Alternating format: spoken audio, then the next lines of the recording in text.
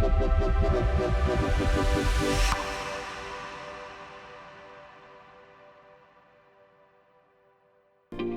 to Cove, Wellbeing and the My Trauma, Your Trauma series with me, Owen Morgan. I want to share my trauma journey and that of others. We will also look at the world of trauma healing, support and research, including guests who specialise in helping those overcome their trauma. My Trauma, Your Trauma is here to explore human experience.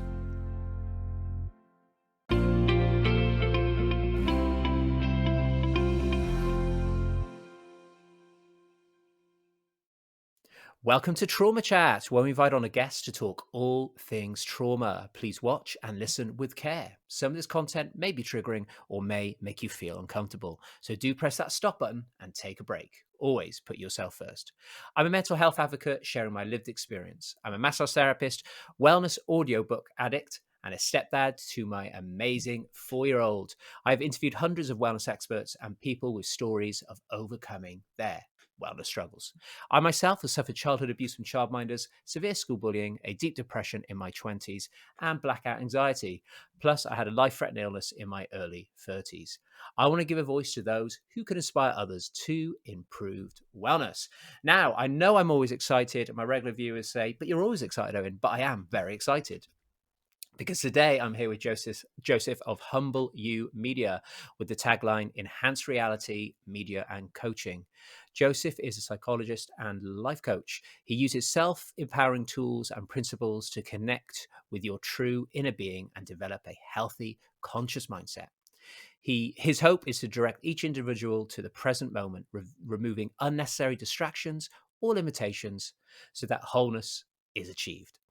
Humble You Media's mission is to improve the human experience by providing content and coaching that enhances your inner power and shapes reality into a vision you choose.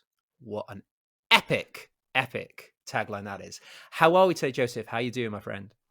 Hello, Owen. I am so excited for this podcast. A lot of material to talk about with the coaching, with the psychology, and to be able to share it with you, it really is a pleasure. Yeah, thank you so much. I want to firstly thank you for all of the love that you give Manco Wellbeing on social media. And obviously we have our WhatsApp group too. There's a lot of us in there showing love to each other. It just feels very special to be part of a community, especially all of the amazing men I've met, and you are certainly one of them. So how has this crazy 2020 been for you so far? It's certainly been an unusual one that I think we'll never forget. Yeah. I mean, if somebody told me that this was all going to occur, a year ago, I would say you're crazy. What kind of dream did you have? Because it's been unbelievable here. I'm in America over in New Jersey along the eastern seaboard. And, our state has been hit pretty tough. A lot of stores are closed, a lot of businesses going out of business. People are hurting. But, with a virus like this, it's a double-edged sword because there is that aspect of, oh no, the normalcy's gone. But then there's this aspect that I keep seeing, and even in my own life, I'm noticing it. It's really this aspect of just understanding where life is right now. It was kind of, we were all hustling and bustling and moving and grooving, and this virus kind of just slowed the world down and gave us all a moment to really think and introspect what's going on in our own lives. And though it may be difficult for some people, I know for myself, a lot of things were coming up during this time, and it's like, hey, where do I want to go with life? Where's life going? What's going on outside? And I started this entire platform as Humble You Media based off my coaching, Humble You Coaching, because of this virus. So I have a relationship where there's a part of me that's not so happy with what's going on with the virus. Of course, a lot of interesting things with businesses, a lot of people struggling with their health, but then there's also that positive side to it. So it's a love-hate relationship. It's certainly a tricky one. Everyone has different levels of how it's affected them. Obviously, our thoughts go out to all of those who have lost loved ones, of course. And like you said, there does seem to be this shift in whatever word you want to use. There's been a shift. And I think sometimes we take a lot of things for granted. We take what we have in our life for granted. What if one day that was all taken away from you? that's what's happened. So I'm talking about externally outside of your home, for example. You're like, shit, I realized that I love to do this and do this. I can't do that anymore. So what do I do now? And you start to realize how much you depended on all of those activities and the things that you needed to keep you ticking along. So I hope it has opened up a big, more expansive space for people to think, what else could I do in this moment that could serve me? That's got to be a beautiful journey, surely, hopefully, for many. Um, Hmm.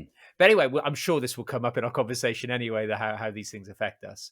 But before we sort of dive in, I'm really excited today to talk about what we're going to talk about, because I know I'm going to learn something from you today, in sort of in the realm of consciousness anyway. So that's really, really exciting for me. So people can join me on this journey. But if you want to let the audience know at home, just I know I've done a big intro for you, but just let them know a little bit more about what you're up to at the moment in regards to your business and how you work with people. Yeah. So let me backtrack my story because, I started off in the professional world as a meteorologist on television. So I studied meteorology up in a small college in Vermont. I got on TV after a degree was obtained after 3 years. And it was a honeymoon phase when I first got on TV. I loved the experience. There was a lot of attention, and I felt like I did exactly what the world wanted of me. I went to college, I got the degree, I got the professional job. But after that honeymoon phase ended, I started to see the aspects of the business that really didn't sit well with the inner soul of, or inner spirit of myself. So I had a, we'll call it, a difficult time transitioning, and that really led to a lot of my self-worth and self growth and self-development, transitioning from that TV meteorologist to somebody that became more, I guess, interested in their own psyche and their own psychology and mind. That led me to get a degree in psychology, and then I noticed from my mental changes in the work that I was doing on myself that there were also physical changes occurring. So I got really interested in neurology. That led me to coaching and then helping others kind of do what I did on myself, which was really take a good hard look at what I've built as a program up until this point, and then what I did to kind of make those tweaks and changes towards a better being and a better person, and then that's that wholeness of really becoming that true person that you can become. So that's what led me into coaching. And so far, it's been a pleasure to apply those principles in psychology and in coaching, because a lot of coaching is a mental aspect. Although there is the body, we are body and mind. A lot of coaching is about getting that mind healthy. Yeah, totally. We talk a lot on the show about, top down, bottom up, and, all of that intertwined is where the real magic can take place. But sometimes people can't even understand what's going on with their mind and what's happening and what the thoughts mean and what the stories are and what are values. There's a lot of work that you can start with to just really help people become aligned with maybe a sense of who they are, at least on a story level anyway. We'll talk about more about what that means later. Um, but yeah, I love your journey from what you were doing meteorology all the way through to today. I always find it fascinating how people get into these things. Um, and you discover so much on our journey, don't we, as we go through the training and everything we learn, which is so hopefully we can impart on. That's where you start to gain a bit of wisdom along the way. Yeah. And with that, a lot of people think it's all butterflies and fairy tales as you go along your journey. And it's really not that way. There's a lot of darkness in this type of work because you start to see aspects of yourself that you've been denying, and when they come up, it's almost like a ghost in a sense. It's something you've been avoiding. And if you can't take it on, then it's just going to sit and have that power over you, and to become more powerful as a human being, you have to take on some of that darkness. And that's what I work with my clients with, is trying to get them to see their inner suppression, their inner thoughts, their inner emotions, and then somehow integrate it into their consciousness to be able to handle it in a better way. I'm so glad you said integration there, because I was literally about to say that. You beat me to it. So just that integration of all you are, all you've been through. Like you said, this is a trauma show, and we already have quickly established that it's so important to be able to sit with safely and compassionately with these trauma sensations and these feelings that you have, so you can begin to process them and integrate them into the sunshine, I guess, give them some light. So I'm Yeah. so glad you used that word, because it's huge. So yeah, yeah, honestly, I'm so pumped for this. It's gonna be awesome. So I ask every single person before we get into the main topics in hand, what is your definition of trauma? Mm. Trauma is a powerful word. When you hear the word trauma, it holds some value. It holds some power behind it, and that's because what trauma is it's an impactful moment that is imprinted into your consciousness or your unconsciousness. It's imprinted into your mind. It's a moment where all of our attention and awareness is heightened, and all of the environmental senses that were present at that moment make a signature into our psychology, into our mindset. It's a strong signature that holds power over us, especially if we're not putting our awareness onto it. It's going to run in the background. So all those senses from the environment create this signature. And that signature, when maybe one of these senses or one of the emotions or thoughts or even a sound or a vision that occurred in that trauma moment can trigger that emotion to rise up. And then you're sitting back into that trauma. So trauma holds a lot of power over you.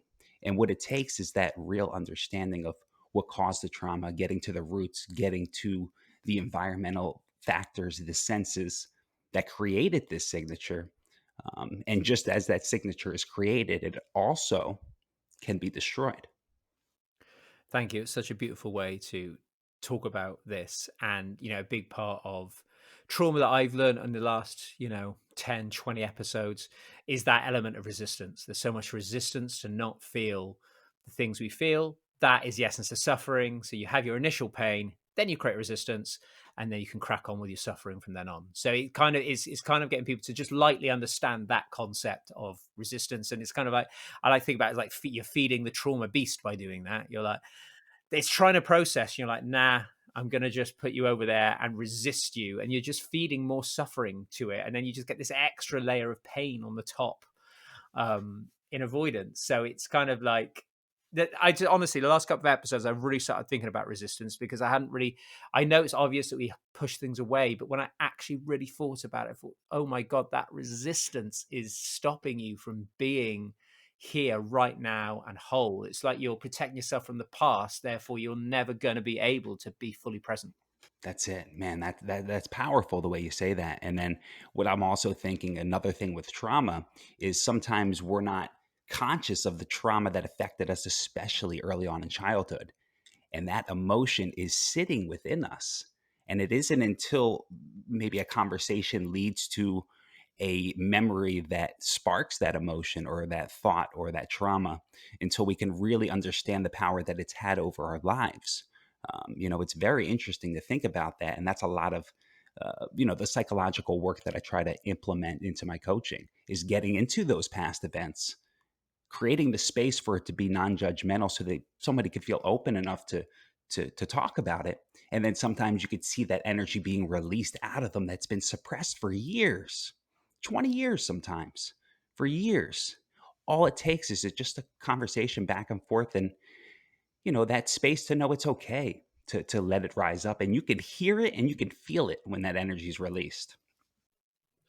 Yeah, honestly, like there are some races I've had of just been when I look back on them, just whoa, just this flood of everything, ecstasy, adrenaline, kind of. It's this blissfulness afterwards. It's like it's hard to explain. A lot of people talk about this in a yoga class. I had this loads of times when I first started doing yoga, and when I say yoga, I don't mean sports center style stretching yoga. I mean proper, full on embodiment yoga. I'd come out, sit in my car, burst into tears. I'd obviously had a shift as I'd move some energy around my body. And it was so beautiful, very painful, but very beautiful. There was this extra level of lightness. I felt like I'd gained 5% extra space within my being each time I did it. It was beautiful. Definitely, because your Um, energy's tied up and you just let it, free up, and that's going to open up some more space within you to add some new things into your life and break some of your old limitations that you may have been chained to, in a sense, because of that situation. And another thing, a quick little coaching tip that I want to talk about is when those emotions do arise. A lot of people, when someone's crying, you want to hand them the tissue. That's trying what that's doing is kind of cutting off that emotional release, and it may seem as though for the person that's releasing that emotion and starting to cry and let the emotion flow through, that they're doing something wrong. You hand the tissue, it breaks that moment, and it could limit the full release of that energy. So when I'm coaching somebody, especially in person, if they're upset and crying, I just let that space sit, and I let them just be with that emotion, because you don't want to give them that impression, even if it's subconsciously. You don't want to give them that impression that what they're doing is not okay. You want them to accept that that emotion's being released. And then, like you said, it could open up some space and make you feel a bit lighter for what's forward and coming up in your life. That's such a good, narrative to explain that. You know how often we say to kids, "Come here, it's okay. Don't cry. It's all right. Don't cry." No, no, no. Don't say that sentence. Say, "Cry, cry. I've got you. You're with me. I'm holding you. I'm here in this space when you're ready." We teach my stepson. We always tell him that. He said, "It's okay to be angry. It's okay to have a cry, but we're here in the room. When you're ready, we are here." And then he'll come over and give us a big hug afterwards. He's had his release, and that energy from that tantrum is released, it moves on, and it hasn't stuck with him in any way because we haven't shamed him for that. I mean, shame is a whole other story. We're not going to get into that right now. But shaming is, we don't realize even doing that tissue thing is a form of shaming. We're Yes. doing something beautiful. Obviously, it's really nice, and we're like, "Here you are. I'm here for you. Here's the tissue." I get it. There's nothing wrong with that. It's not malicious. We just need to realize, on some weird, deep level, it is shaming of that release of energy. We don't want to shame our energy release. We want to let them flow. Um, but yeah, so obviously you went on this journey and you've gone to the coaching. I'm sure you discovered a lot about yourself emotionally and mentally. So did you have any struggles of your own growing up and in your early years that you were aware of, or that came up in that journey of discovering more about yourself? How did that kind of look? Through schooling, at least in America, there is not much about mental health taught to you. You don't know how much power you actually have. And there's really not much emphasis on building a mindset and exploring who you truly are, and being creative and intuitional. It's more about follow this, study this, do that. And I fit it. I did what they said. I went to school. I did well in college. And like I said, I got a job right after I got my degree. It's a funny story. I was actually driving to my job right after I took the final at my college. So I took that final, handed it in, and I just drove over across the country to my first job in the professional world. And it's just it honestly is quite amazing um, when I think about it, because I thought at the moment that I was doing everything right. I thought that I had it all down pat. And it wasn't until, like I said, that honeymoon started to filter away when I noticed, oh no, I have no control over myself. I'm not happy with where I am. The outside world is scary. My inside world isn't connected. I haven't found a true meaning in life, and my whole life, even as a child, I've always been searching for this spirit, this understanding of what's really going on out there. And in that moment, that really shook me up to say, you have no idea what's going on, and you're a bit lost, So that got me into a place of real search and real interest in what the meaning is in life. Because at that point, I felt like life was meaningless. It's a place that people can, quote unquote, ruin their lives, especially if you see life as meaningless, because then you just give up. Um, and I never gave up, but I knew that I was in a dark place at that moment. Thank you. I think, for me, because I've kind of been a little bit where you've been, it was a sense of connection. I didn't feel connected to anything, didn't feel part of anything. That's lonely. It's lonely, but also, like you said, the motivation drops. But I didn't feel like I was part of or connected to anything that would elevate me up. And sometimes, we talk about co-regulation, especially, those things are quite important to help elevate you up so you can see how beautiful you are through that level of connection and co-regulation. Sometimes we do need that, whether we want to admit it or not. We like to be, you know, I'm a I'm a lone ranger, I'm just by myself. That's how I am. I'm not into people really. I'm just really secure in who I am, and I do this. I think it's quite hard to pull that off. We're built for deep connection, be people or things that we're doing, and passions, flow state, all this stuff. And a big part of what you're talking about, with the feeling a little bit lost. I've been there too, so I totally get what you're talking about. But it's so easy, isn't it, to then attach to things and make that the thing that stops us being lost. But they're really not useful. So, getting really addicted to certain things. Like, I'm a fitness guy, I'm just going to get ripped, and this is my whole life now. This is all I do. Nothing else, just this. And there's not an integration of all things with that. Anyway, I've got off on a tangent here. I'm hoping this is making sense. No, it's making sense. No, it really is. Just replaying that in my mind just brought back a lot of thoughts. And like you said, I had a lot of moments when I went through my own work that I would look at something that I did and I was like, wow, I was only doing that to find meaning or to find a purpose or to attach to something, to feel like, I'm in the right place. It's all about acceptance and feeling like there's some kind of purpose to life. And what's amazing, and Viktor Frankl talks about it. A few others also talk about it, but I'm bringing up Frankl just because his was so powerful. He found suffering when he was in the concentration camps and wrote the book A Man's Search for Meaning, which, if you haven't read it, it's quite an amazing book. But that's sort of what happened to me is I got into that dark place, and what I found was that meaning, in that suffering. And that's why it's quite amazing that a lot of people begin their journey towards self-actualization or towards self-connection or towards consciousness because of a tough moment. Yeah, thank you for bringing that up. Me and my partner talk about Frankel quite a bit, and just the beauty of how we can see our environment, the world that we're in, through the sense of purpose and community, and supporting others so we can enrich ourselves in the process. And purpose seems to be something that we often think about as something you need to go and get. And sometimes that purpose could take, 10 years to go and get that purpose going. We'll train so we can go and get that purpose. It's like the training is the purpose. The whole point, you're already doing the purpose because you're on your journey to wherever this thing is you're going to. And purpose is can be quite a dangerous word if it's not explained properly, because we think it's a massive thing, like a big aid work when you go to Africa and help all the kids and stuff. Absolutely beautiful. But that's not just the essence of purpose. The purpose could be to take care of yourself, to look after your nervous system, to start to make a shift in what's going on in your life. That's purpose. Doesn't need to be changing the world or anything. And I used to be like that. My purpose was to go out there, change the world with one of my projects, set up Man Cove, change the world. No, my purpose is to share other people's messages, and I'm going to have a good time doing it. So I'm already doing it. My purpose is fulfilled.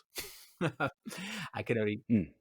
I love it. And on that, a lot of people they want to go out and change the world, but they never think about themselves. And this goes to Jordan Peterson, if you know him, a psychologist from Toronto. Um, he talks about cleaning your room, before you go out and try to clean the world. And a lot of people, they have a messy room, they have a messy mind, they have a messy life, but then they want to go help others, which is a great thing. But if you can help yourself, and we all became serious about accepting and loving ourselves, then we're going to be more accepting and loving of others.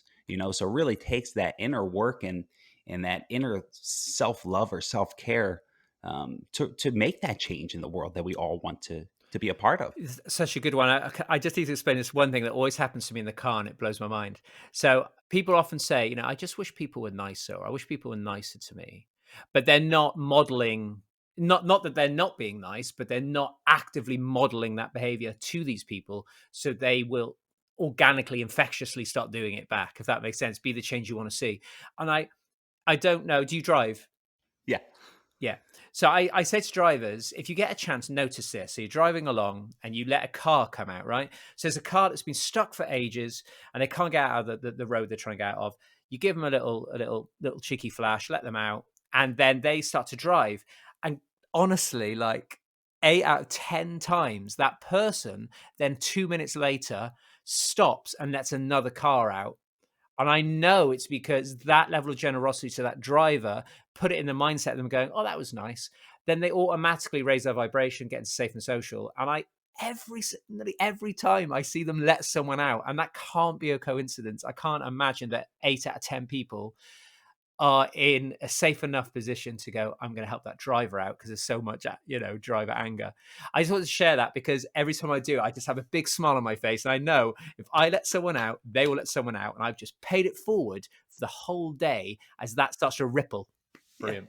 Yeah, I love it. And I'm thinking of a metaphor with that because I've noticed the same thing, and the metaphor is kind of what we're doing right now. It's like we're trying to project that it's okay and accepting to love yourself and to care for yourself and to be vulnerable about some of your situations. And we're providing that example so others can say, oh, it's okay to do that. Or even if it's subconsciously, they're just able to be more open, and it just leads kind of like a domino effect. It kind of just bounce off each other, and then that person could like you said, kind of let somebody else through. So one action that we do could lead to exponential actions into the world. And all it takes is that patience and that love and that care and that awareness to be able to let somebody through, to be able to be in that moment and say, oh, that person's probably been waiting for a while, let me be the one that offers the hand. And not everyone is, and then that goes into the point of caring for yourself and accepting yourself, because that builds more awareness and patience and love, and those situations arise.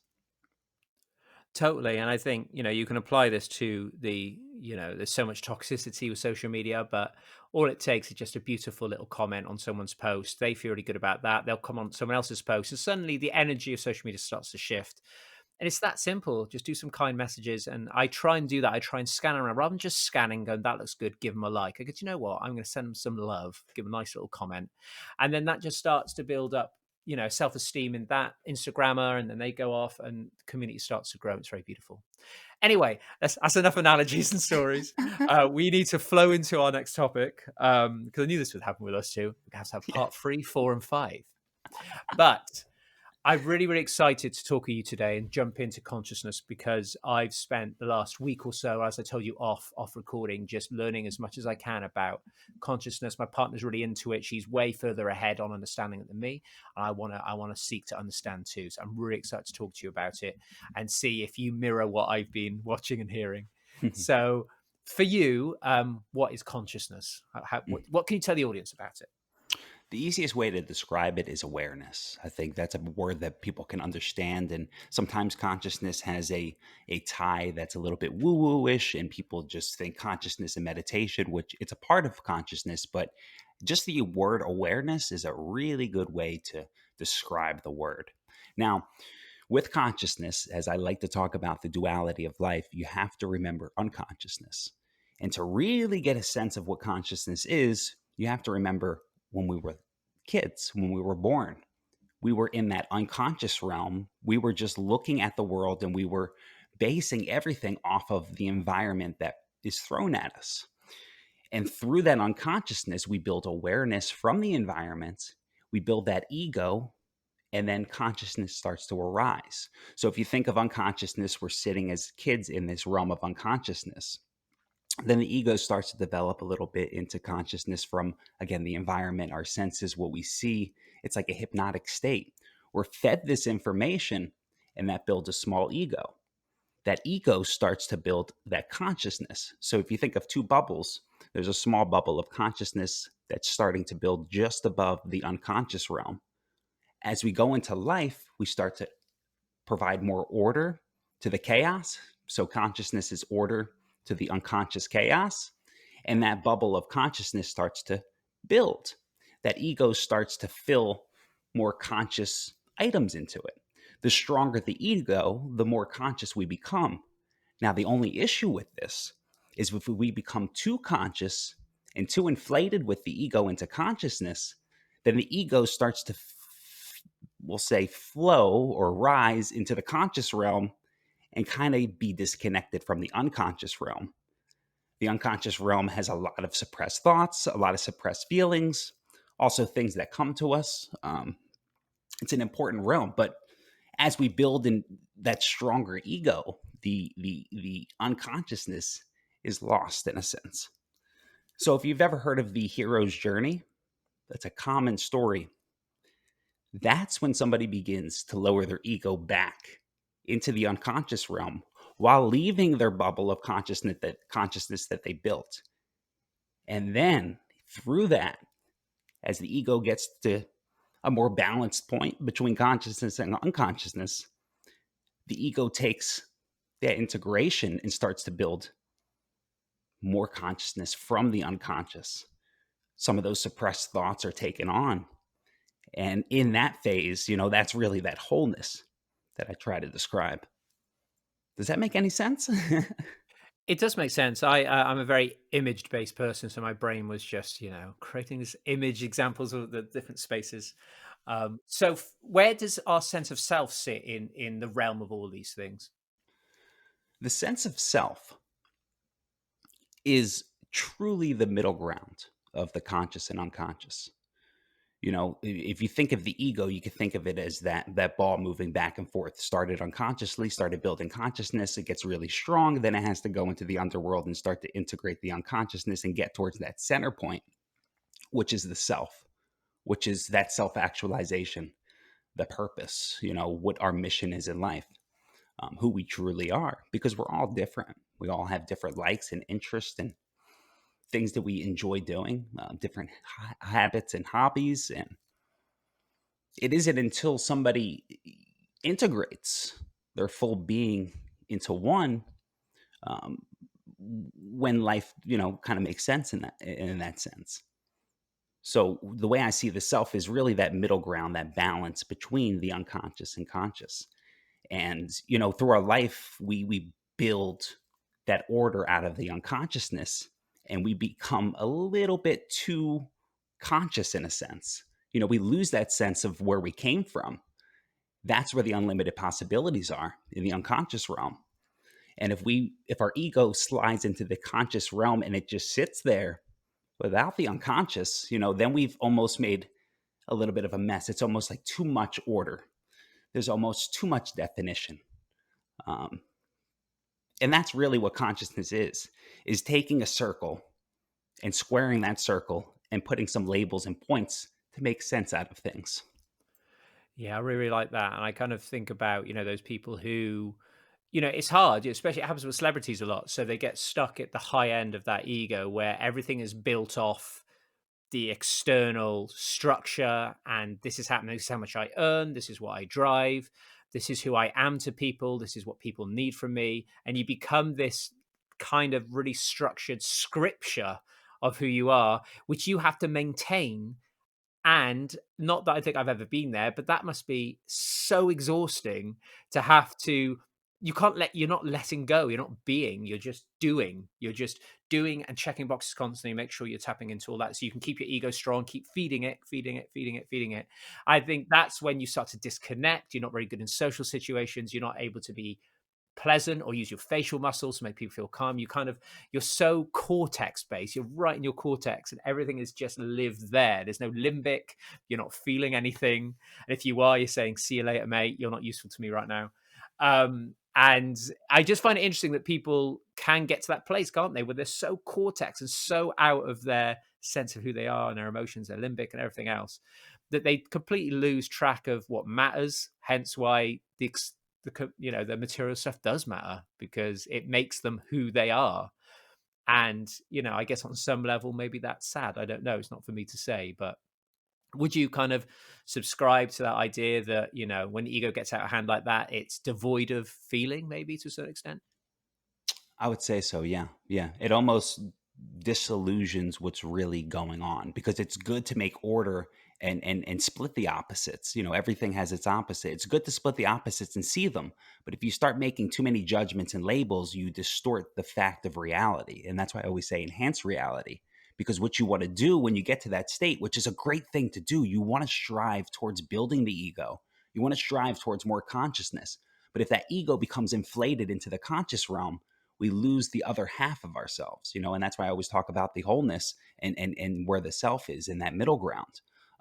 So it's amazing because in life we grow up as children. We're separating the opposites. We're making different labels and understanding what is life and trying to make meaning out of it. But then we get to a point where it could be too much. And it's like it's almost like a paradox in itself. You can't do too much thinking and too much labeling and too much judging, because you're sort of building your reality, and you're putting your own emotions and power into the way that you label things, especially with words. Words are just a bunch of letters together. It's how much power and how much definition we provide that word, that influences how it affects us. So then it's really that lowering, that hero's journey of going into the unknown and reconnecting with where we came from, which is that unconscious realm. Yeah, thank you. Makes me think a lot about the other day when I was trying to get my head around the fact that with words and labeling, like we create something. So human create something, right? They build something, then they give it a name, they give it a function. That's it. So it's got a name and a function. You then devalue whatever that thing is by labeling it and giving it a function. So that's all it is. It can't do anything else. So it kind of creates this weird thing of hierarchy stuff. So I can't even explain it because I don't quite get what my brain's trying to decide about all of this. But like, we think about, I'm trying to think of an example, like even like a car, for example, we call it a car and we all know what car means and we know what it kind of looks like and we know how it functions and what it's meant to do. But that's where it kind of ends. And so that word is now, you can't use that word in any other way. The word is now gone. It can only be that. So again, I'm not explaining myself well because I'm trying to figure out what stuff really is, the things that we create. What does it actually mean? Does any of it actually matter when it comes down to it? All that kind of matters is the space that we're in and being still, feeling all we feel, flowing with this moment wherever it's going. It's hard, isn't it? Because that's not how life works. You can't do that, I guess. You can't just get up and go, I'm just going to be. I'm not going to have a job. I'm not going to do this. You have, like you said, you have to have a foot of societal norms and fitting in and subscribing to structure and normality, but you also have to be able to connect deeply to what it is to be human so you can truly understand who you are, so you can go out into the world and imprint your awesomeness and your energy onto others. But we do have to subscribe, don't we, to norms, because otherwise we won't be able to pay our bills and we won't be able to eat. So it's hard, isn't it, in modern day, I think, to balance that. Well, that's it. For the individual, that's more of a group thinking. But for the individual, more of a group consciousness in a sense, because there is that collective unconscious or the collective conscious that people talk about. And that's really how the group and society and all is structured. And just like the individual, the society needs those set of orders and laws so we know how to function with all this chaos and unknown. But you also could get a little bit too, how can we call it, authoritarian, too structured and too orderly into these sense of false labels, that really distorts reality. And then that builds neurosis, and that builds depression, and that builds stress. And it takes that breaking of understanding what it's good for. Just like we as individuals build our individual consciousness through the unknown so we can make sense of what we're doing here and fit in. But we just have to keep that balance, because if not, you can go too high and get stuck in the conscious. And then there's another factor into that is a lot of people have that strong ego, and that's a good thing. But then there's some people that can't even get to that point because they're dependent on somebody else or something else. So they never really develop their own ego to that strength point, that I'm talking about, kind of up into the conscious realm. When you're dependent on maybe a parent, if you're dependent on somebody else to provide you love or care, um, you don't really build a strong ego. So it starts at that phase. There's that weak ego. You have to detach yourself from that dependency on a parent, on somebody else, to be able to become stronger, to be able to become more in power of your conscious state. But then you also, after you've done that individual work and become, more conscious and ego driven, you can't inflate yourself, into that realm. So it's a tricky balance, but I hope you can sort of understand what I'm trying to say. Certainly, I mean, we're just deep diving into this today. There's no doubt we'll probably do some more stuff together anyway, so we can open up a whole other episode of deeper chat on this. This is just a lovely way to sort of dive in there. And just for our, our polyvagal somatic experiencing listeners, I know we have a lot of them, just to get them to see it with different language. So like what you're talking about there, the importance of co-regulation as a kid, that co-regulation can allow you to learn self-regulation tools, through that codependency, co-relationship kind of stuff, you start to build the building blocks that you need to be a healthy self-regulated adult that can go out there and grow this ego. So that's just another way to use language for people that need to hear it slightly differently. And I've learned a lot about that because I didn't get the co-regulation I needed as a kid. I know that now, which is why I struggled so much to regulate myself. I had no ability to regulate anything because I wasn't shown emotional regulation. So that's why I had anxiety and depression, and I was all over the place. And then next minute I was like adrenaline junkie, and then the next minute I was just couldn't leave the house, and it was exhausting because I had no ability to understand what's going on inside because I was never guided that way so I could grow that. So is that a nice way to say it too? I love the way you just said it. Yeah, it probably made a lot more sense what I'm trying to say. Um, just because, with my clients, a lot of the work that I do is really trying to connect that unconscious realm because a lot of them are very ego driven and they're still not happy with life. Sort of like where I was. I did everything. I had a professional job, making money, eh, settled in a sense, but I wasn't happy. And that's my typical client that's been doing well, made it to a good point in life, and they're still like, hey, why am I not happy? What is it? Well, there's a whole other half of us that we're suppressing and denying and not seeing, and we have to start making those connections. And one of the perfect examples that I could just bring up quickly so it could make a little bit more sense is, I like to talk about clients when they have an emotional uprising, when something just happens without their intention, and in that's the unconscious talking. It could be dreams, or I really love those emotional outbursts. So then we talk about the situation. We go through what's the root behind it. Where did what sparked that emotion? Was it something outside of you, part of the environment or senses? Was it a thought that came in with you? Was it a building of different emotions throughout the day that led to that spark to be unleashed? And then what does that tell you? What are you trying to hide? What caused that to arise without your intention? And then the more we integrate and understand that, the less power that unconscious realm has, and now it's back into the awareness realm of consciousness. And that healthy integration really lowers the ego, and that's why I like to call my business is called Humble You. It's kind of humbling yourself back to your roots, to that balance point, because too much order, just like too much chaos, is a bit distorting. Yeah, thank you very much. I'm just transfixed just watching you talking here. Need to get into the flow and sort of looking at kind of, for me, it's interesting because I kind of, once I started to discover, what my triggers were, where the triggers potentially come from, how different environments affect me, how different roles around me affect me, how in one environment I'll be doing this thing that doesn't affect me, same thing, different environment affects me. Once I started to see and take note very gently, very compassionately, that the empowerment from that just changed my life. I was like, okay, I still have these things. These things still trigger me, but I'm aware. I'm aware of it. I'm able to look in as a compassionate observer and go, "That's interesting. That's curious. That's." In some ways, I actually now go, "That's pretty cool. I wonder why that's triggering me." So I completely changed the energy narrative around it, and then I can work with my coach or do some inner work, maybe meditate on it later. Look to do say an emotional release with it, and it has empowered me to know that it could take, not that there's any deadline or end to this stuff, but it could take 5 years for me to really shift a lot of these things I'm aware of. But that awareness is the hardest bit. Once you've done that, you're like, right, people, like for me, mate, I have to say, I'm going to be really honest with the audience, be very vulnerable.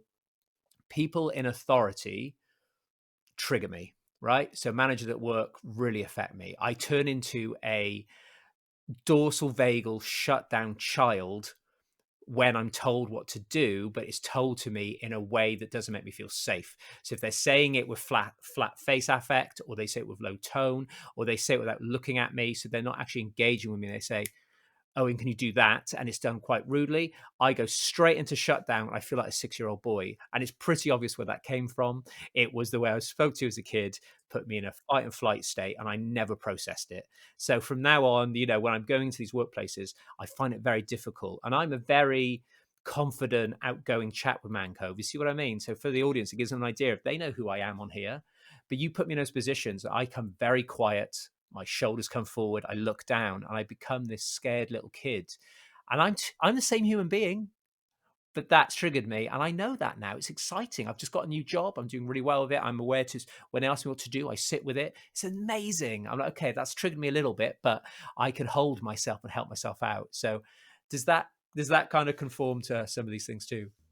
Well, that's it. That's so what I've been talking about is lowering that ego to the unconscious so you can integrate the two. And that's beginning to start that integration because you're accepting it. So you could see yourself kind of lowering yourself back toward that balance point. You're accepting what's coming up, what's inside of you, and now you could start to build that awareness towards changing it, and that's consciousness, that's raising self-awareness. And I tell clients all the time, you have to keep integrating and keep it's going to be tough at first because think about how many times that this has occurred in our lives, how many times we've accepted this back in our system and haven't released it, and we're just so used to it. It's like a program that's just been running over and over, especially if it's tied towards something that happened early on in life. It's going to take a little bit more work to work through it, but everything that we've built inside of ourselves can be, like I said earlier, destroyed. If we built it, why can't we destroy it? And then not only destroy it or integrate it, but build something new off of it, you know, build something healthier. So then we could rise to a higher level, and that's stepping towards our higher self, that self actualization or individuation process, as Jung would say. It's amazing. So is this kind of an idea of how inner work looks like then? That's kind of the start of that journey. You start to notice these things, you start to look at integration. So is that the inner work from your perspective? Is that how the journey Yeah, goes? that's it. Yeah. Just building that awareness to see what's coming up when you're not expecting it to come up. And then not being scared of it, starting to become curious. I love the word curious. Become curious about yourself and what's arising. Write it down, have a relationship with it, talk to it, whatever it takes. Everybody's different, whatever it takes. But the more aware you become of that realm, the more you align yourself towards that self that we were talking about, that balance point. And it's important if you want to have a little bit more control or, I guess, meaning in life, because like we were talking about with that, it's good to make some order in the chaos. But if we become a little bit too ego driven and we raise ourselves above that unconscious realm, we we become fearful. More fear is built in that sense, if you think about it. Because then we have these labels and these thoughts that this is how it's supposed to be and this is how it's supposed to go. And if it doesn't, we're scared of what could occur. So we define all these different labels and judgments, and that just builds more fear because we're expecting that to occur. We're just trying to make sense of this chaos, and it really just takes letting go and being present. And that's why mindfulness exercises or meditation really helps, because that lowers that sense of ego-ness and it gets you more connected with who you truly are and what's truly out there in life. Yeah, thank you. I It brings up the what we haven't mentioned yet, which is then the stories that come up for us, as we especially when we start to become much more disconnected. So just briefly, I talk about stories, just to mention that when we get very good at sending things away, sending those feelings away, actually what sometimes happens by proxy is you then start to not notice the good stuff either, because you're in this zone of protection bubble, and then you don't see the good stuff. And what I found is that once you start to allow that stuff that makes you feel a bit shit, which is absolutely normal and okay, you allow that stuff in, it then allowed me to actually see the good shit more. I was like, okay, cool, now I'm in a state of being aware of my existence and what's going on for me. I was like, holy shit, that was awesome. Oh, that made me feel great. And I say to people that, like, when we talk about like polyvagal theory, especially, and Deb Dana's work with triggers and glimmers, so we're talking about the things that set us off, that spark us, those triggers that put us into fight and flight or put us into shutdown. But hang on a minute, what about all the glimmers, those moments where someone looks at you and they throw a smile your way and you feel amazing, you get this little rush of loveliness inside you. It's like, hook into that shit too. Go, wow, I didn't realize like that brings me so much joy. Or this particular tree I walked past, I hadn't really noticed it before, but actually it's pretty amazing. And my partner's an example of this as a mindfulness teacher and journey she's going on. When I go for walks with her, she blows my mind. She is so able to see all beauty, the beauty in the trees and the flowers and the sky and the temperature. This place is so beautiful. And it's like, I'm getting emotional and tearing up just talking about it, because it's so beautiful to see someone so connected to the environment and the moment and seeing the beauty. And negativity bias comes in, the stories we tell us comes in. I'm going to give you a very amusing line to show two kinds of mindset, right? So we're walking along and she'll see an amazing set of flowers and stuff. I'm going to leave it at that because it makes the story better. So she'll go, look how beautiful that is. And I go, oh, they need to do a bit of gardening. There's a few weeds there. I'm seeing the weeds. I mean, what does that say about my mindset when I look at beautiful flowers? I'm like, they need to tidy up that order you're talking about came out. I don't do that anymore, but I used to be a bloody nightmare. She's like, what are you like? So that's kind of another example. So yeah, just feeding back to you about the stories. I guess these stories that we start to form to keep the ego going, we start to believe them. That's when it gets quite dangerous. So you really start to believe these stories that are not true. They're thoughts. Thoughts aren't fact. You're like, yeah, that's me. That's who I am. So what are your thoughts on thoughts turning into stories, turning into beliefs? I love the metaphor you used of, instead of seeing the beauty, you're seeing these few mistakes and you're categorizing and labeling things. And that's somebody that would have more of a striving for perfection type of mindset. I don't know if that relates to sort of how you felt at that time. Mm. And then I try to tell people, strive towards wholeness, see the beauty in maybe how the weeds push out the beauty of the flowers that are in the background, And a lot of what, especially people that see beauty and see the good, it's because they've been through the bad. There's a lot of darkness that they had to go through, and it's like this back and forth of nature or energy where the more darkness leads to the more light, and it's this back and forth of extending nature and seeing the broader aspects of both sides that makes you appreciate the entire wholeness that it is. And the Stoic philosophy, you think of the Stoic philosophers, they always talked about putting yourself in tough situations so then you could appreciate the good. Sleep on the floor so that when you sleep in the bed, you appreciate it more. And I do that with my diet, I try not to, I'll do like an intermittent fast one day, you know, and then when I'm ready to eat and it's time to break the fast, my goodness, you could feed me a plain piece of bread and it would taste like a sea bass that was just cooked at a gourmet restaurant. No joke. You really appreciate the food that you're tasting if you can delay the satisfaction or the gratification. And we've become a society of comfort. We've become a society of wanting more and more and more.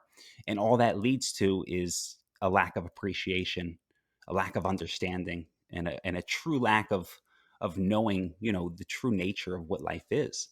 Um, it's again, it's another paradox. I love talking paradoxically, but the more you can delay satisfaction, the more that satisfaction will be sweeter in a sense, and it'll taste like honey instead of a piece of bread. It's kind of like an overwhelm of the senses, isn't it? If you're constantly trying to find this sensation release, maybe it's a visual thing, maybe it's food, maybe it's exercise, you're constantly in this state of searching for your next sensation, your next hit. Because when we talk about drugs and alcohol, and we're talking about especially drugs to getting your next hit, we at some point we've all had that. And it could be not drugs, I mean anything where you're trying to get a hit. I mean, it could even be like trying to fish for a comment on Facebook. You say, I was just you going to say post that. something, you're waiting Yep. for that comment that's going to give you a hit. And it's like you said, by creating the space, this expansive space for you to to just be within the sensations that exist in this moment in your body, you realize that there's actually enough sensations to go around right in your body right now. um, without the external stuff, and you're getting it's just all this noise. And another good analogy for what you're talking about, for me, there's nothing better, which is just a story in itself, obviously, context, but there's nothing better than an insanely hot day and you're so thirsty and you forgot your bottle of water and you're like, oh God. And you're waiting to get home so you can get your water. Oh my God, when you drink a glass of water when you're insanely thirsty, it is like next level heaven, like what you're talking about there, because you realize, shit, water is amazing, but we're so obsessed with fizzy drink and squash and tea and coffee. It's like, man, water is pretty epic when you don't have it for a bit. No, Oh, I love that example because water has no taste, and that just shows you the power of the mind. It goes with the placebo effect. Water has no taste, but for some reason, in that moment, it just sparks a lot of emotion and it tastes better. There's quite an experience with what you're saying because I can relate to it. And like I said, water has no taste, so that's the power of the mind right there. definitely, definitely. Beautiful I example. There's so many stories I've used today that have not come up on previous shows, so that's probably the context of this conversation. That stuff's coming up. So when we're looking at sort of working towards our true potential, what does true potential look like for you then? Is it an embodiment, that bit in the middle that you're talking about, that bit that you can grow from, but safely in the center? That's it. The way I see the unconscious is the unlimited possibilities that people talk about.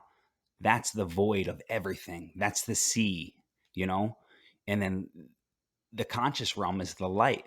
And what you want to do is be able to see that where you are right now in your current consciousness is everything that you've built. It's great, but there's more underneath that can be discovered. And if you're not open to this, if you're not living in the present, if you don't have a meditation or a breathing or some kind of practice to be able to connect yourself with yourself, then it's very difficult to really actualize who you are because you're there trying to make sense of it and build this person. It's almost like a house of cards because all it'll take is one little gust of wind and the whole thing will fall down. But if you start building yourself based off of who you truly are, then it's not a house built on sand, it's built on rock. So you have that strength to really push through life. And what we've been talking about, have that purpose or meaning towards it. And it's that middle ground. It's that humble middle ground where you find who you truly are. Yeah, it's beautiful. And there's one analogy about water I'm going to do in a second because we've been doing those all the way through the show. But I just to echo what you said there, just for me personally, when it comes to potential, when you can kind of strip away, because imagine a life where, if you've always got triggers that you're avoiding, if there's always a few triggers still, you're going to struggle to hit your potential because there's always going to be a roadblock that you're trying to avoid. So we don't actively go out there going, bring me some triggers. But if there's a chance that there is some and it does affect you doing things. So, for example, somebody who is amazingly creative and amazing at doing doing their job or whatever, but they have an issue with being seen. There's something about something that's happened to them which stops them being. They're a bit worried about being seen and it being taken wrong. That person isn't going to struggle to to do promotions or take the promotion or apply for the promotion. They may want to avoid the promotion, even though they have all the potential in the world to be in that promotion. But that little bit of not being seen is tripping them up subconsciously. They're unaware of it. They sabotage. They may be slower at their job deliberately. They don't even know they're doing it. And I feel that maybe that true potential lies in that space in the middle, the thing that you get when you meditate, where you create space to let things come up. Thoughts come in that you've not thought about for a while. They fly in. Oh, I haven't had that one for a while, because they're ready. Like, hey, thoughts back. We told you about this before, remember? And you're able to. I think it's very. I don't know what you think. I think it might be quite difficult to reach your true potential if you're in a space of avoidance of any sort. Hmm. That's it. Yeah. Because if you can't see it, how could you become aware of it? And consciousness is awareness. So I love it. Definitely. And my quick analogy before we go on to the next question. So that Eckhart Tolle said that I'm probably going to butcher now, but he was talking about the ripple. I'm actually going to change it up a little bit what he said, but thinking about, I'm actually probably using a completely different analogy, but same. It's pretty good though. But you think about your stories and your thoughts and your not stimulus. When you really want desires, that's the one. So desires, thoughts, and stories. So imagine that being the ripple of the water, but you're actually the whole ocean. You're an expansive space of the whole ocean. Those ripples are just those things that talk about thoughts, desires. And if you can kind of let those ripples slow down, so you become this expansive space, your whole world opens up to you. There's a lot more choice for you. I think when we really desire things, it can really, really affect our ability to grow, because we're desiring whatever that is. I don't want to desire anything as such. I just want to be here and loving everything I have in this moment, and sitting with any pain that comes up. But I find that when I desire more than I have, I'm in a place of lack, and that will have a detriment to my existence and my being. And whenever I hear people talk now, I can see where their language is in a place of lack and they don't realize it is. And if they're good friends of mine, I can let them know, and they're very grateful for me letting them know, because they weren't aware that their language sounded that way. I'm like, you're stopping yourself getting there anyway just by what you're saying. You don't realize that when you're like, no, I can't. It's not working. I'm not getting the opportunities. Nothing's coming my way. So many business owners say that, it's not fair. Why did these lot do really well? But I can see they're already in a place of lack. And it's just remembering that when it comes to opportunities and things coming our way, unless you actually put yourself out there, it's not really going to happen anyway. So I know that if I just keep doing Manco Wellbeing and loving every second of it because it's complete and it's done, I know 100% I'm going to get opportunities to do something, cool too. I'm just going to wait for it. I'm not looking for it or anything. I'm just loving chatting with you right now. It's another part of my journey. Yeah. Anyway, went off on a tangent there, but this Well, place of lack, does that resonate with you? yeah, yeah. What I want to talk about is desire, and I'll talk about lack too. But desire comes up a lot with clients, and they desire something, or they have this burning question that they want to get towards, or I'll ask them, hey, what are your three wishes if you had a genie come up to you and offer you three wishes? And what's amazing is after that session, maybe the next session or a few sessions after, their desire starts to shift. The more they're connected with themselves and understanding their story and why they're in the place they're in now, and it's quite amazing to see that desire shift. So we think that we desire these things. Again, that's that consciousness or that ego into that kind of heightened awareness state where it thinks it knows everything, but it really doesn't, and that goes into the humble humble yourself to really learn about yourself and truly know if that desire that you're desiring is what you want. I've talked to a lot of people that make a lot of money and they're still not happy, and it was like their whole life they desire to get that money and it's just never enough. It's never enough. And it plays into that paradox that I wrote about on Instagram. To be too good is to be no good. If you have excess of something that like money, excess money, you're going to want more of it. There's always a sense of I want more, I want more. And it isn't until you humble yourself and see what your true desires are where you start to feel settled in life, and that's really that peace is what most people are striving for in life. They think that money's going to provide them the peace. That's the root behind most of our desires. So I think that's an important thing to highlight. And then talking from a space of lack, 100%, that's just that victim mentality where people think the world's against them or everything's against them. And it really takes that humble spirit to see that there's people out there that are dealing with a lot worse, and then also realize that we're depending on a lot of things outside of us, like drugs or people, where we can take back that power, because the more we depend on others, the less power we have. So the more power you build, the more you get to taste, oh, I can start to build something beautiful out of myself and beautiful out of my life. That's when the lack starts to shift towards a world of possibilities and a world of receiving and giving. Yeah, thank you. That's all absolutely amazing. And it kind of, what came up for me as you were saying it, I noticed that my mind was like, yeah, but because that's what our brain does. And then quietly was compassionate, said, it's okay, Owen, it's okay. But I get, like, just for the audience now, because I've listened to this for a while, and I just want to understand that we get that it's difficult. We get that life is hard. And yes, it is hard. Life is hard. We need to allow that. We need to accept that it is, because it is hard. it's also amazing and it's also beautiful and it's so many things, but you need to allow all of it. We have literally no control over what's going to happen in a minute, in an hour.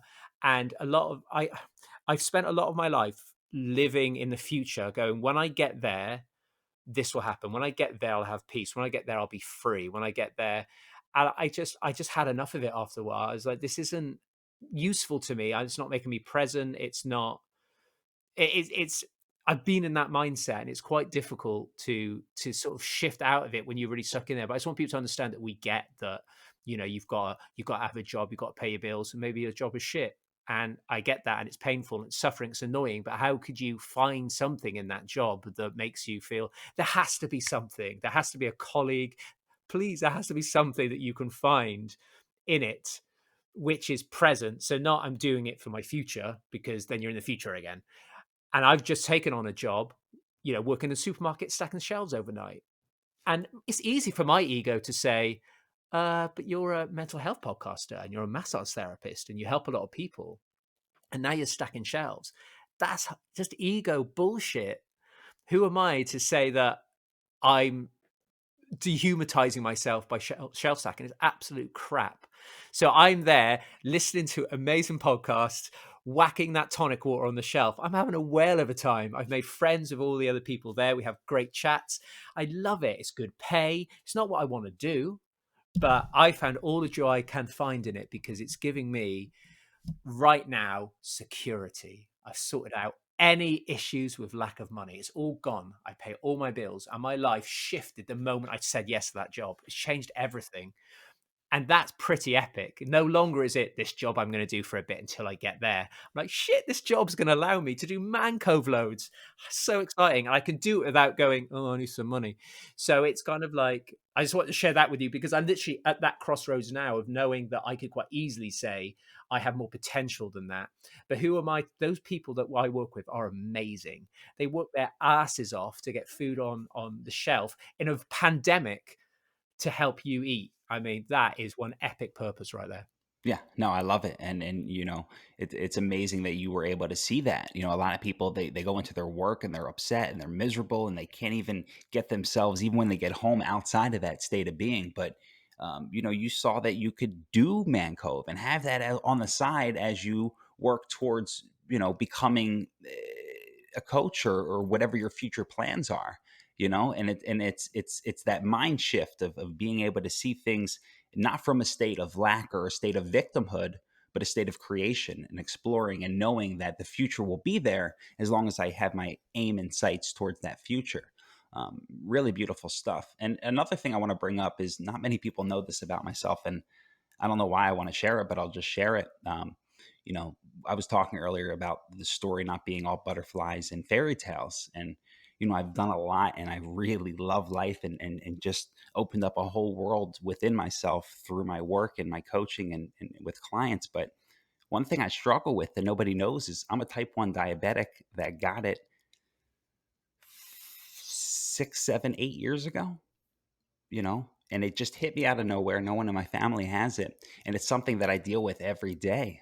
Um, and I have it under control. I'm doing really well with it, with diet and exercise, but it's people look at you and they make these judgments like, oh, he's got a great life. Oh, he's doing what he wishes he could do. And he's created this beautiful thing, but there's still tough things that happen in life. And for me to be able to see such beauty in life with such difficult situations with my medical, with medicine, I have to give insulin when I eat things that are a little bit carby, and really check in with my body a lot. But it's easy to judge people and say, oh, he's got this, he's got that, he's not, and put people in these categories, but we really don't know what's going on behind the scenes. So it's very important to always keep yourself humble when judging another, because you really have no idea what's going on in their life. Firstly, thank you so much for sharing that with us. This show's all about vulnerability, so I'm hoping all my vulnerability is rubbing off on you in this very moment. But thank you for sharing that. I have a few friends type 1 diabetes, and I totally get. I lived with them for a while, so I totally get what you're talking about. And one of them really struggled to control it, to be honest with you, and he just kept having whatever the word is, fits, or whatever it was. He'd go bright blue. We had to call the ambulance, and it was tough. It was tough to see him doing that to himself, but he couldn't accept what was going on for him, and he made it about that was the only thing about him was that. And I felt for him so much because he couldn't see outside of that label and that identity that he had.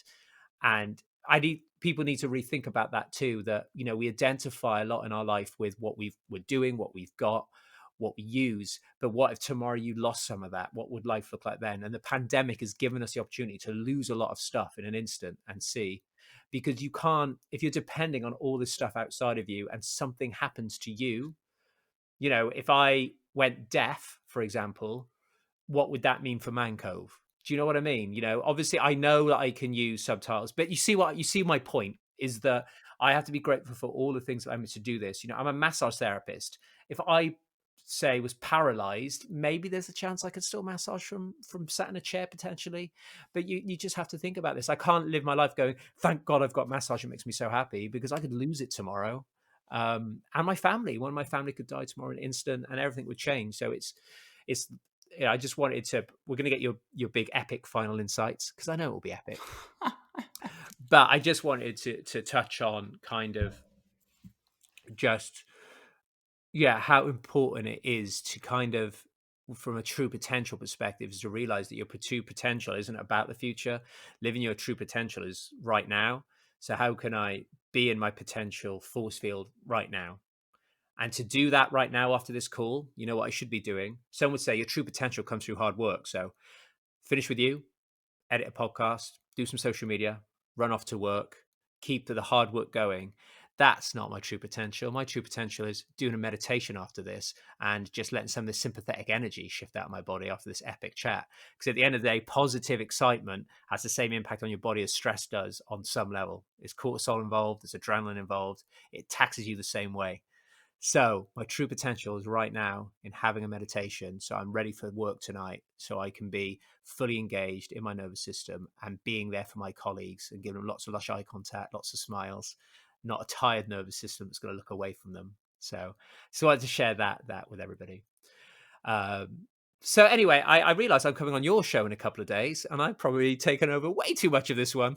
But there you go. But this is your opportunity, my friend. This is like your final insight. So this is your message to our audience who have tuned in today specifically to learn about consciousness, specifically to learn how they can reach their potential. So what could you tell them if they're at the beginning or halfway through their journey on where they're trying to get to? I think the big thing, it kind of plays off of what you just said. Um, we can become attached to things, especially making order out of this chaos. Is what we were talking about, inflating that ego. It can cause us to become attached to things, and then that builds fear. So my message really is to be able to humble yourself, to want to get to know yourself, to be curious about yourself, to wonder what those instincts are telling you about yourself, and to form a relationship with yourself so you're not against yourself throughout life, and you're not trying to push something ahead that's truly not you. Truly loving yourself not only benefits yourself in becoming a shaper in your own life and becoming more loving and peaceful, but as we said earlier, it really helps shape the world into a beautiful place, because everyone else is going to have themselves in order. They're not going to be labeling and judging you with these harsh labels and judgments. So my true message is to humble and love yourself, and in that, accept what's coming out of that, and then realize that this could be the catalyst to shift things towards a new world, a world where we're not dependent on each other, where we're just one, and we're all becoming who we truly are made to be.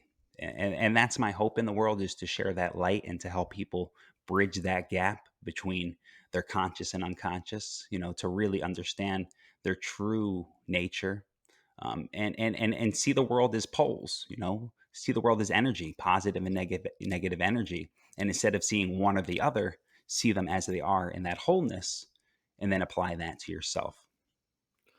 That's amazing. Thank you so much. I love that. And I encourage everybody to head over to Instagram because there's some amazing videos right now that you're creating, which I've loved. And just your content anyway is amazing. We're going to find out more about what the future holds before we go and where we can find you online, I'm just going to thank my patrons a second, and then we'll finish up what you're doing next, especially your book. Really look forward to hearing about that.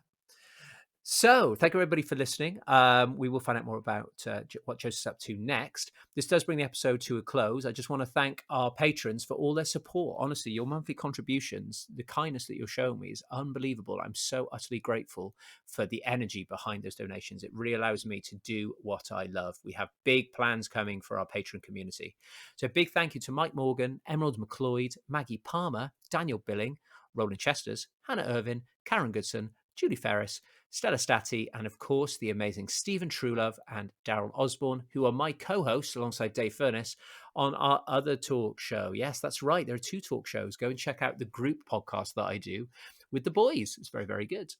You can sign up to the Man Cove Wellbeing community at the link in the description of this video, or visit www.patreon.com/MC. Range of benefits there, and also we have our coaching coves coming soon. It will be a live Q&A space with some of my previous guests where you can hop on the call and Zoom and ask questions, and we'll have a lot of fun and talk about what it is to be human, and you have full access to me and my guests. It's going to be absolutely amazing, and that'll be part of our Patreon community offering, so look out for that. You can find out more about us at mancovewellbeing.com. So, Joseph, what's next for you? I know you got your book coming out, but what does life look like generally for the next 12 months? What's the plan? Well, first, I want to thank the patrons. It's a beautiful thing to be able to support such an amazing person in yourself. You truly are an amazing person and an inspiration and motivation for others. Between the content that you push out, this beautiful podcast, and the way you connect people, there's quite something about you that I don't have in my hands yet, but there's an aspect of you that's like a connector, a bridger, and I really appreciate everything you do and appreciate the people that support you. So for myself, I got a lot going on. So I have the coaching program in Humble You Coaching, and you can find all that information at humbleUmedia.com. Speaking of Humble You Media, that's my platform where I produce some of the content related to more of the, I guess, material or tips or information related to psychology and coaching. So Humble the letter U Media is the Instagram page. You could search that, and I'll follow you back, and we can get connected. I love talking and chatting with others. And then the book, I just announced it this morning, matched it up with this podcast because I knew what was coming on, and I've been working on this project and figured I'd start to get it out into the public domain. The book is going to be called The Unconscious Spirit. And it's sort of about what we've talked about, lowering that ego back to a space towards what we truly are and our true nature and that balance point, and understanding the power of the unconscious realm, the benefits we can get off of it, and some of the spiritual aspects that come from it. So very exciting. More details will be on the way, but everything is at humble the letter U media.com or on Instagram at humble the letter U media. Amazing. Thank you. And is Instagram your main? I like to find out people's active platforms. Is that your main active space? Yeah, it's funny. I started off on Twitter, and it was just too fast paced. I like to actually put some time into content and not just throw out a quick tweet. I like to maybe do one or two posts where I put some time and writing into it. So if you're interested in that type of material, especially related to the mind, psychology, or life coaching, Instagram is the place to be for myself. Certainly, yeah. Big shout out to Instagram community, because the wellness world, the wellness sector on there is immense. I can't believe how many amazing people are on there, more so than Facebook. Facebook, I have to say, even just when I post stuff, people are like, "Oh, that looks good, give it a like." Whereas Instagram is a whole other, like, beautiful integrated thing of, "Oh, this looks cool, this looks great." So big shout out to Instagram people, because that's absolutely amazing. So I just want to thank you once again for coming on. I'm looking forward to coming on to your show in a few days. So if anybody's listening to this, head over to your podcast to listen to it the other way around. And I promise you, we will say other things as well. It won't just be the same conversation. It'll be the flip side. We'll get to hear your story and then some of your insights. That's what I love about these podcasts. I learned so much from experiences and people's stories, and everyone has a different story. Everyone has a unique experience to share. And, I'm really excited to hear what's led you towards this present moment. Yeah, well, you've already accidentally sneakily given the audience a clue that for the last 20 years, I've always been a connector of people. So my partner said, "You realize you've been doing this for 20 years?" I was like, "What do you mean?" She goes, "Look at your Facebook memories and look at all the things you've created. All of them were about, even workplaces. I've always brought people together." But head over to your podcast to hear more about that. Because just to give them a little taste, basically, when just after, I'm not sure what it is for you over there in America with the years, school years, but 16 to 18. So whatever that is for you, that's our equivalent of sixth form or our version of college. So we have college and university. Not sure how it works for you guys. But when I got into sixth form, after horrendous years of bullying, I set up anti-bullying club and brought all the year sevens and year eights along, the younger kids. And the cool sixth formers would hang out with them, make sure they're all right. We'd play games and ask them if they're okay. So from that day forth, I've always done it. I've always created things that bring group. So for more of Wow. that, head over to Humble You Media's podcast at www. No, it's fine. um, Yeah, but, it is the Humble You podcast, and it's amazing that I got that off of you. You know, I don't know you. I know you, but I don't know your past. We haven't talked about it yet, so no, you know, you just really do radiate that type of energy, and I I noticed it. So I it's love beautiful. people, but more than loving people, I love watching people bond. I just love it. I love my one friend meeting my other friend. I like, especially big shout out to John Eli, who I just like love so much. Like he's connected with so many people. But I love him connected with my people and watching him going on a journey. It's so beautiful, and it drives me forward. So maybe that will be the gateway to this being whatever it's supposed to be. I'm not even going to think about it. Mm. Anyway, we're still talking because that's just what you and me love to do. But yeah, thank you everybody for listening. Thank you, Joseph, again for joining me. I've loved this. It's an absolute pleasure to know you and have you in my life. So thank you. We'll be back next time for more wellness chitty chat, where I have, well, as you know, amazing guests coming up. I can't cope with how many amazing guests there are. But if you want to come on the show, let me know. If you've got a story and you're not a practitioner, please come on the show. I'd love to talk to anybody really. So just drop me an email on the website or just drop me a comment. Have a wonderful day, everybody. Stay safe, support your friends, and take care of your nervous system, because if you take care of it, it will take care of you. It's pretty simple flow. Thank you for listening, and we will see you next time.